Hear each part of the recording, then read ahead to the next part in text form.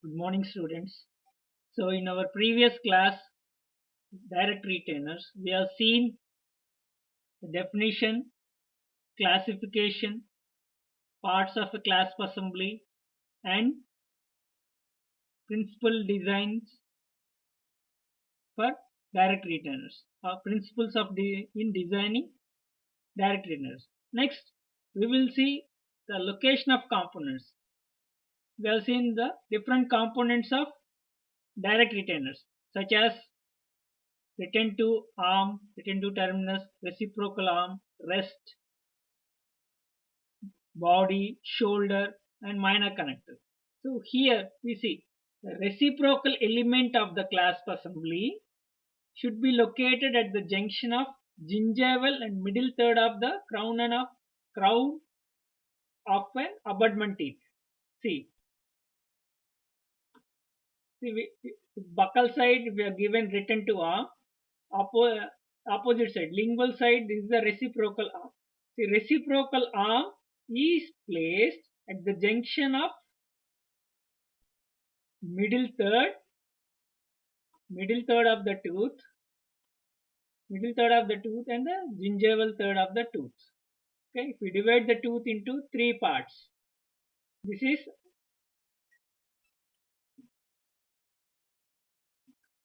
occlusal third, middle third, and gingival third. So the reciprocal arm is given at the junction of middle third and the gingival third, whereas the terminal end of the retentive arm is always placed in the gingival third of the crown. Okay, in the gingival third of the crown, only the retentive end of the terminal end of the retentive arm will be placed. Only the terminal end will be placed. Remaining portion of the clasp assembly will be placed above the height of contour. Okay. Next, what is the criteria for clasp retention? So, what are the criteria we have to check to obtain retention from the clasp? So, first and foremost is survey line location and the degree of undercut. As we discussed previously, first we have to mark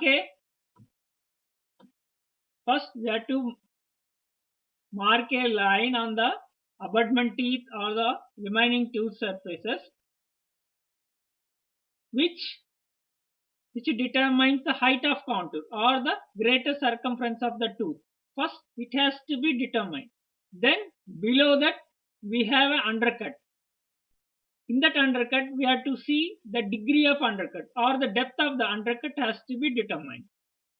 Next, the requirement of retention and stability depends on whether we are giving the clasp on the upper arch or on the lower arch, and the configuration of the edentulous area, whether it is single tooth missing or multiple teeth are missing, whether it is Kennedy's class 1 and whether it is a class 2 or Kennedy's class 3 or class 4, depending on the edentulous areas and whether it is in upper arch or lower arch and the axis of rotation, we have to do the selection of the retainers. So selection of the clasp retainers depends on the survey lines and degree of undercuts and depend on the whether it is in upper arch or lower arch or in the what type of Kennedy's classification it is and axis of rotation, how much rotation the partial denture takes place. See here, to divide the tooth into three halves: occlusal third, middle third, gingival third. So middle third is used for stabilization or reciprocation. Only the gingival third of the tooth surface is used for a retentive purpose. Okay, see, the occlusal third basically used for support, middle third used for stabilization, gingival third is used for retention. This is very, very important. Now, this is one more important short notes you will be getting in exam. So usually, depending on the survey lines, we have to select the type of the clasp. Okay. So depending on the survey line which is marked on the abutment tooth using a surveyor, we have to select the type of the class. Blatterfein in 1951 put forth a simple and comprehensive classification of surveillance with suggestion on class selection. So Blatterfein has given a simple classification of surveillance and suggested class selection. He divided the buccal and lingual tooth surface into two halves. So buccal and lingual surfaces, he has drawn a line exactly in the middle and divided into two halves. Means, example, it is mesial half, distal half. Into two half using a vertical imaginary line through the long axis of the tooth. Using the long axis of the tooth, he has drawn a line and divided tooth into two halves. These halves were described as near zone and far zone depending on its closeness to the edentulous space. Okay. So for example, this is a premolar, second premolar.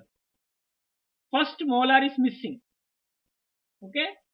Tooth is missing, we term it as edentulous area. Okay. The surface of the abutment teeth which is close to the edentulous area is known as near zone. The surface of the tooth which is away from the edentulous area is known as far zone. Okay. Imagine, for example, first molar is missing in an arch. Okay. If you take a second premolar and to draw a line along the long axis and divide the tooth into two halves, see, first molar is missing. Means distal half of the tooth is close to the edentulous area. So the distal half is known as near zone. It is very close to the edentulous space. The surface mesial half is away from the edentulous space. So it is known as far zone. Remember, near zone close to the edentulous area, far zone away from the edentulous area.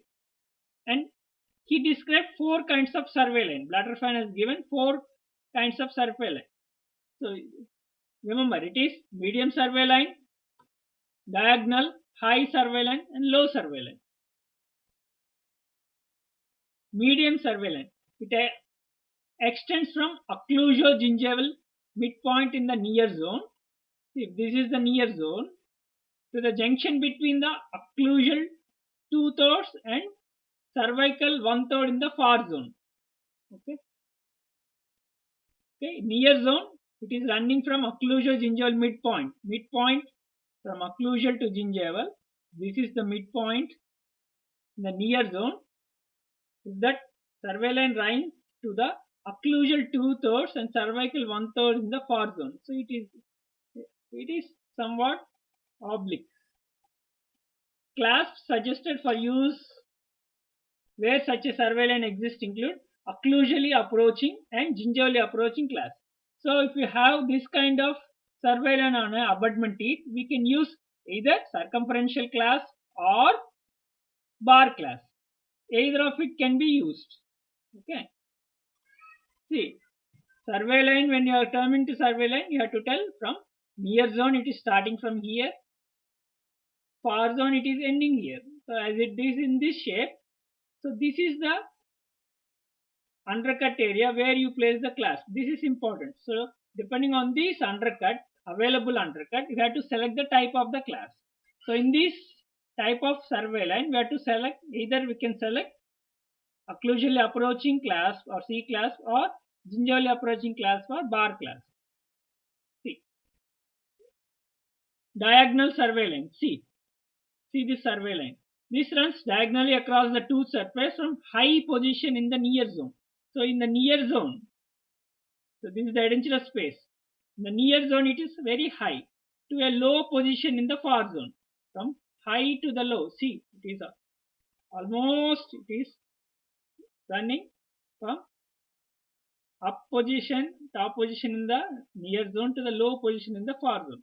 So here, to engage this undercut, we have to make use of reverse action or hairpin clasp or gingivally approaching clasp. See, in further classes we will be seeing different types of circumferential clasp and different types of bar clasp. So for right now, you remember you have a diagonal survey line. You have diagonal survey line. We have to make use of reverse action or hairpin clasp, or we can use gingerly approaching clasp to engage this undercut.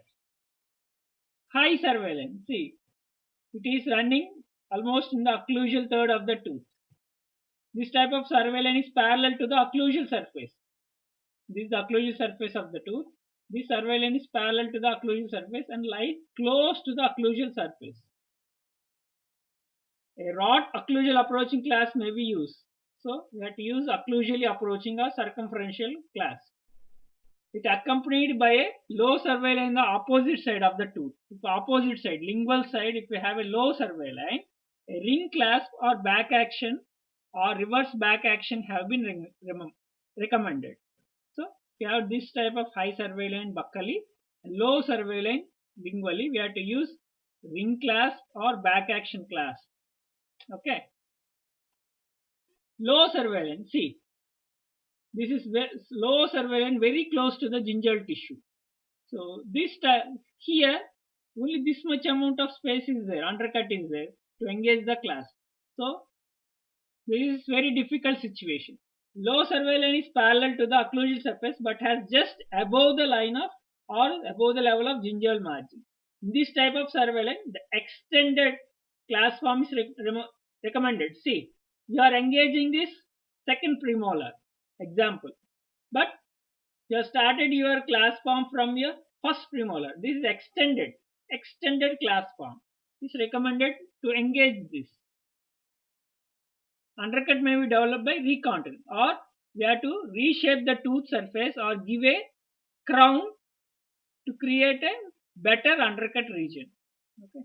So here you have to remember, according to Blatterfine, what is near zone, what is far zone, and type of survey lines. Medium survey line, diagonal survey line, high survey line, and low survey line. Next, very important point is selection of clasp based on requirement of retention and stability. Okay, so there are various types of clasp. So the clasp has to be selected depending on the requirement, how much retention is required, and what type of classification it is, whether it's a tooth supported partial denture or it is a tooth tissue supported partial denture. We have to determine the amount of retention required. So a large number of edentulous spaces are more and bilaterally placed. Usually large amount of patient requiring partial denture are having a number of edentulous spaces in the arch. Okay, and they may be bilaterally also. So the degree of undercut, the amount of undercut, and the abutment, which type of abutment, whether it is a molar, a premolar, a canine, which is the abutment depending on the tooth and also the type of alloy used. The retention depends. Okay, cast circumferential clasp properly designed shows greater retention and bracing properties than a bar clasp used in similar situation. We already seen. Okay, cast circumferential clasp gives better retention and bracing. Okay, then bar clasp. Okay, so the ideal amount of retention depends on the which type of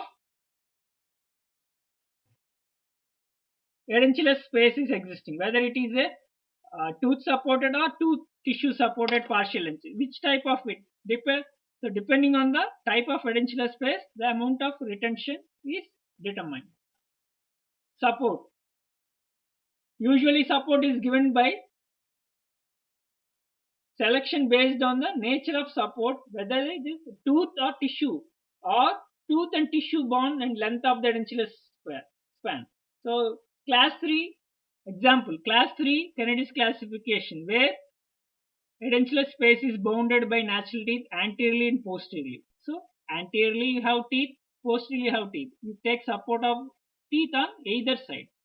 So that is a tooth supported partial denture. Whereas class 1 and class 2 situation.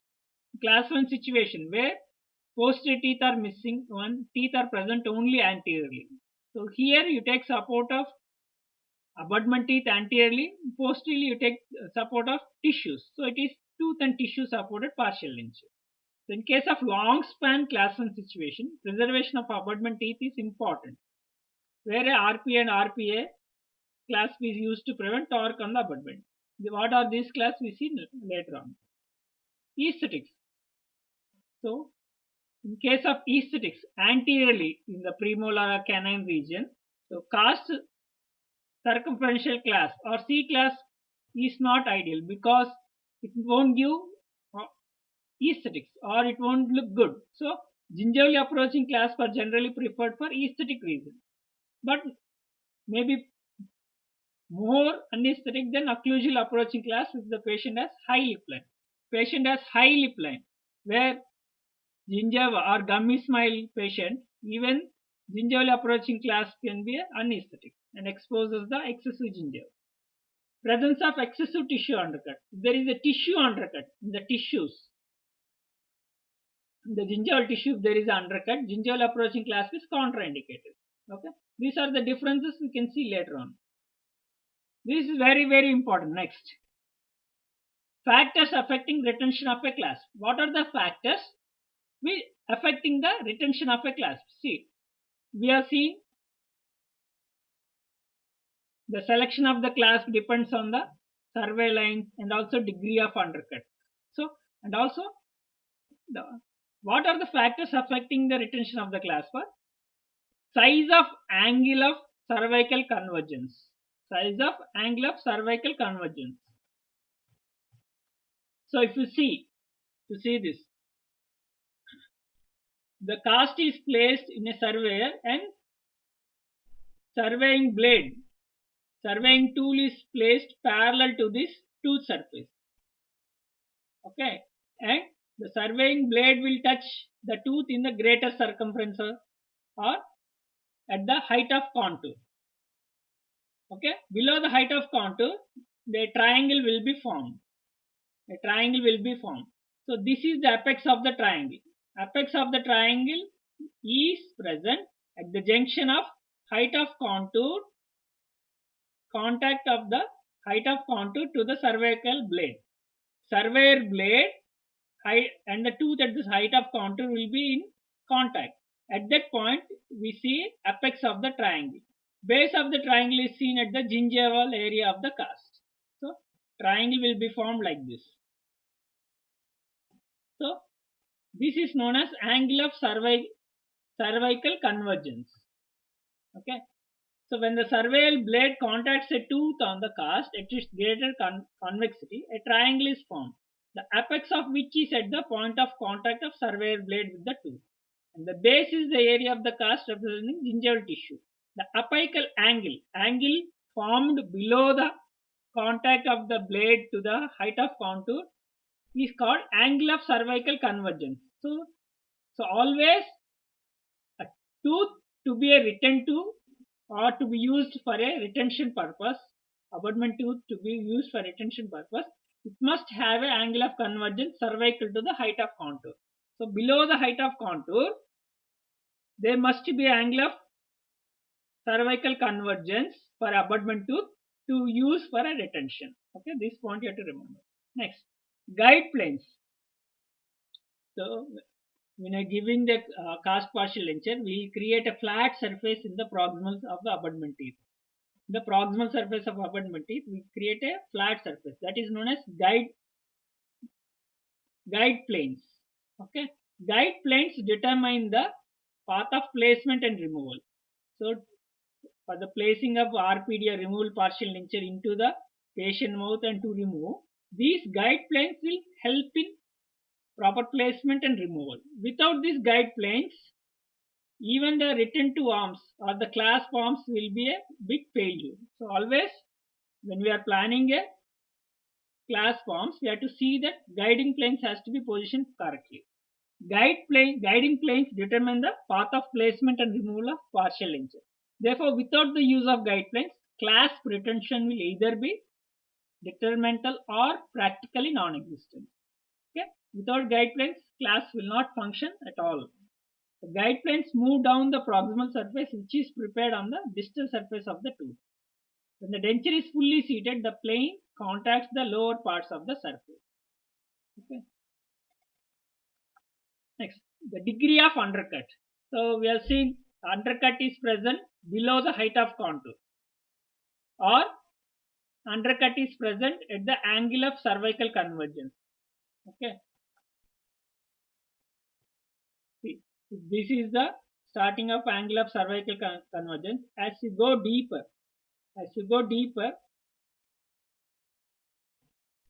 the amount of undercut or the depth of the undercut is increasing. As you go deeper, the depth of undercut is increasing. See, the depth of undercut in tooth number 1 is here, whereas the depth of the undercut of similar depth of undercut in tooth 1 is very far in tooth 2. This depends. See, the depth of undercut varies depending on the angulation of the tooth or the contour of the tooth. Depending on the contour of the tooth, the depth of the undercut varies. Okay. See here. From here to here, let it be 3 centimeters. Whereas here, from the point of contact to the same depth, it is 5 centimeters here.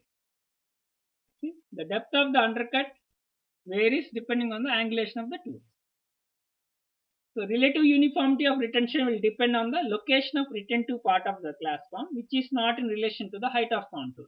See, depth of the undercut is more important than the height of contour.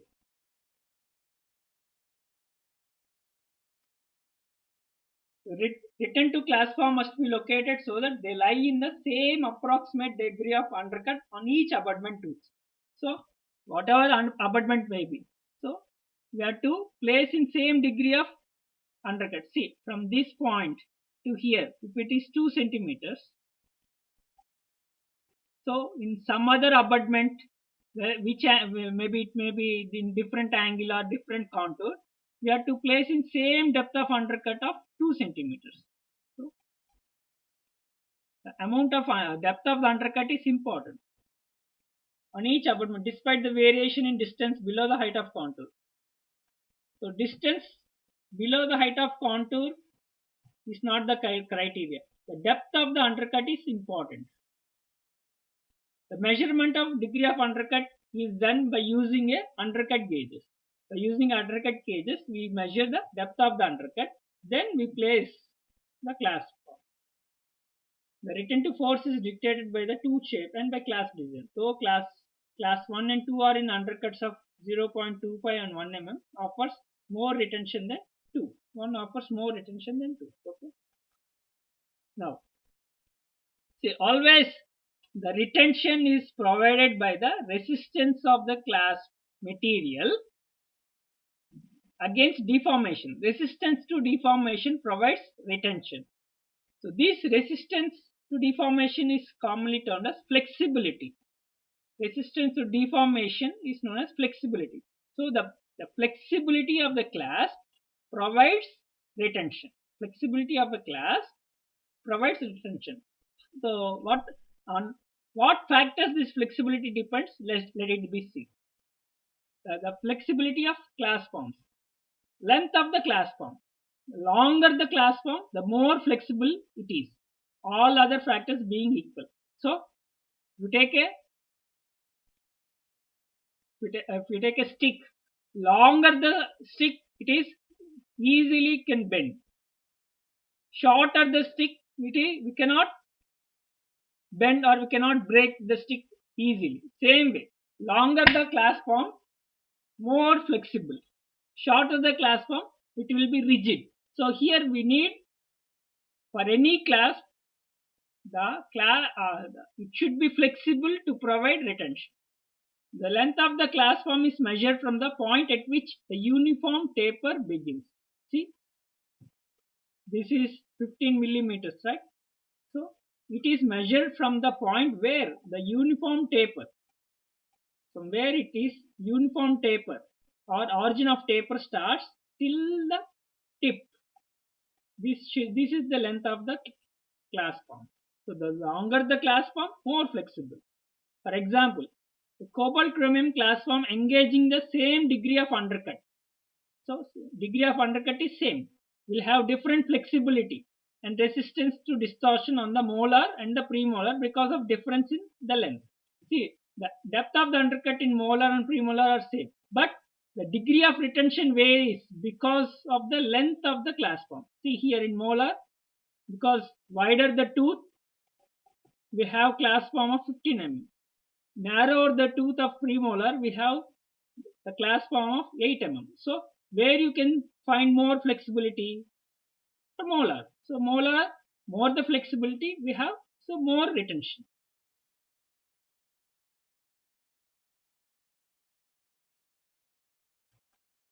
Then the diameter.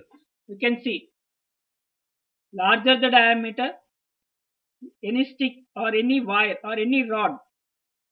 If you take an iron rod of thick diameter, it will be very hard to bend.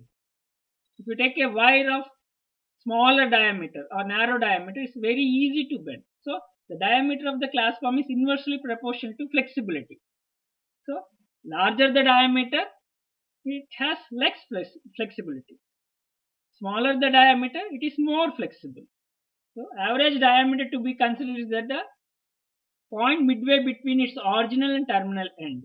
So always we have to think the diameter in the midway. So this is the starting point of the clasp arm. This is the end. In the midway, we have to see. We have to see the diameter. It should be considered in the point midway. The thickness of the clasp arm in the buccolingual direction is to be considered rather than the width in the occlusogingival direction. So we have to see the diameter in the buccolingual direction, okay, rather than in the occlusogingival direction. Cross section. You can see if you cut the wire half and if you see the end, if it is having a round end, it is flexible in different planes. Whereas if it is in a half round, so if it is in a half round, it can flexible only outwards. Okay. So during casting or during finishing and polishing, always this clasp arm we will make into a half round. Okay. So round cross-sectional forms enables the clasp to be flexible in all directions, whereas half round form limits the flexibility only in one direction, away from the tooth. Cast clasps are half round in form and they flex away from the tooth, but edgewise flexing is limited. Okay. Cast clasp, because of finishing and polishing and manufacturing, it will be always half round and has flexibility only in one direction. The cross-section area of clasp is doubled. Cross-section is doubled, the stiffness will be increased 4 times and flexibility will be reduced 4 times. Remember here, cross-section if it is doubled, retention or the flexibility will be reduced. The material is one more important. Type 4 gold alloys and cobalt chrome alloys which have different modulus of elasticity are commonly used. The modulus of elasticity of cobalt chrome alloys is greater than the cast gold, which have higher modulus than wrought gold wires. So modulus of elasticity is important in selection of a type of material for clasp. So usually cobalt chromium have greater modulus of elasticity, so it will be rigid than gold or wrought gold wires. The return to terminal has to be flexible and therefore have low modulus of elasticity. Remember, only the tip or point of the return to arm will be in the undercut area and that has to be flexible. That part to be flexible, it should have low modulus of elasticity. The reciprocal elements have to be stiff and unyielding and have high modulus of elasticity. The reciprocal arm, which provides reciprocation or bracing, should have high modulus of elasticity. Therefore, a clasp of same cross section is stiffer in cobalt chrome than in cast gold. This can be overcome by using longer clasp of thin section and by doing contour modification so as to reduce degree of undercut. Structure of the alloy. The alloy may be cast or wrought in nature. Wrought wires have greater flexibility than cast structure due to its grain structure being fibrous. If you see dental materials in alloy section, we have casting alloys or wrought wire alloys. So these wrought alloys are more flexible than castable alloys. The tensile strength of wrought structure is at least 29% greater than that of cast alloy from which it has been made. Wrought forms can be used in smaller diameter to enhance the flexibility. See, we require smaller diameter to be flexible. So, to be flexible in small diameters, we have to use wrought type of alloy. And they offer minimum friction and have a stress breaking effect. Okay. These types of class we can see in the next class. Thank you.